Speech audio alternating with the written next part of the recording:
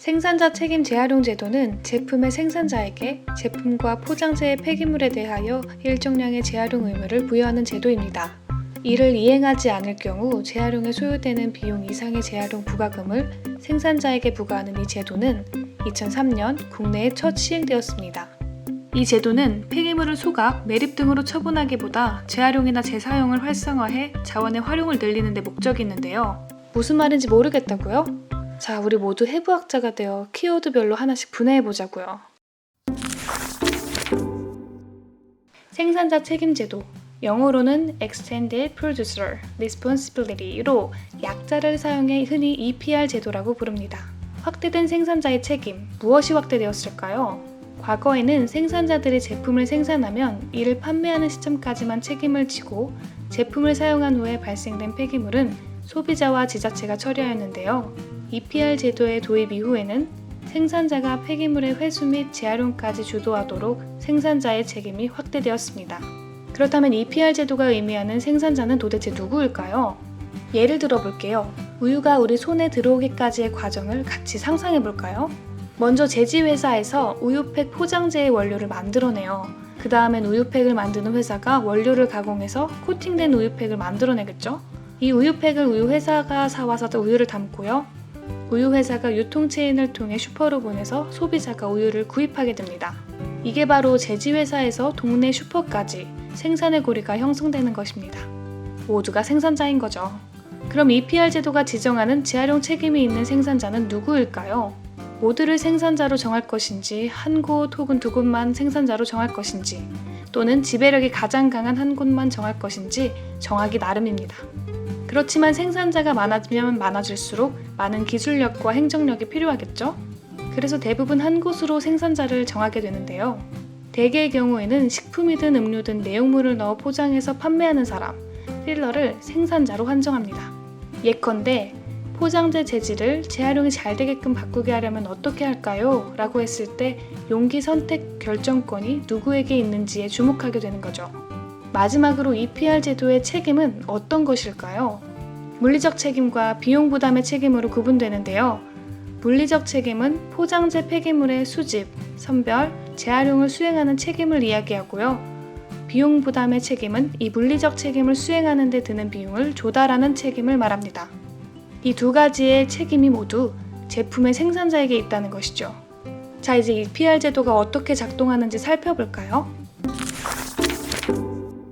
우선 환경부에서 EPR 제도에 해당되는 품목과 재활용 의무율을 전년도 12월에 발표합니다. 이렇게 의무율이 부과되면 생산자는 재활용 계획서를 제출해서 환경부의 승인을 받고요. 다음 해에 재활용 실적을 제출합니다. 의무율 실적을 달성했으면 통과, 달성하지 못했으면 그만큼 벌금을 내게 되죠.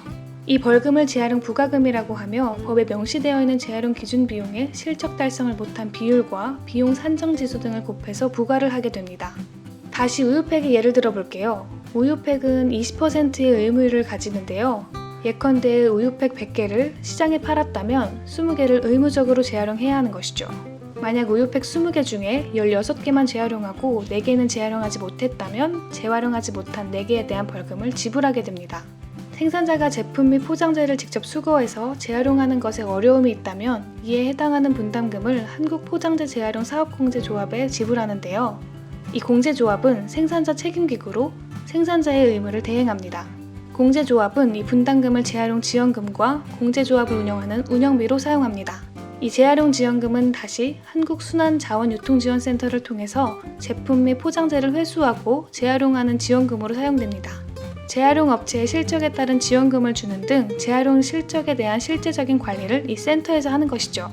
EPR 제도 대상 품목의 경우 소비자가 물건을 구입하는 비용에 이러한 재활용 비용이 포함되어 있는 것인데요.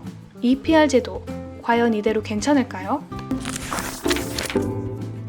첫 번째, 우리나라 EPR 제도는 수거와 선별의 역할을 하는 지자체에 대해서는 지원을 안 해줍니다. 재활용 실적에 따라서 보상이 필요한 재활용의 마지막 단계만 관리해주는 방식인 거죠. 지자체와 생산자 간의 역할이 모호한 문제가 있습니다. 두 번째, EPR 제도에 해당되는 생산 기업에 대한 기준이 애매해요.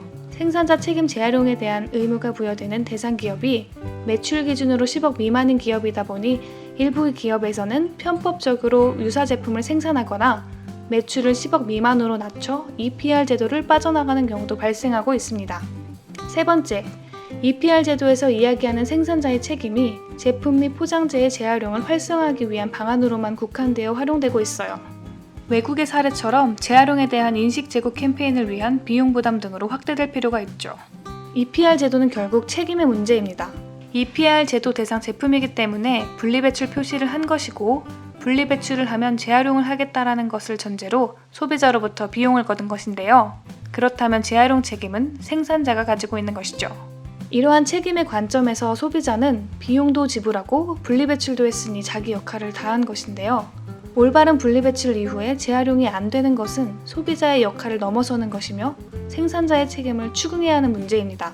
재활용도 중요하지만 근본적으로 생산과 사용을 줄이기 위해서는 생산자의 책임과 이행이 반드시 더 강화되어야 합니다.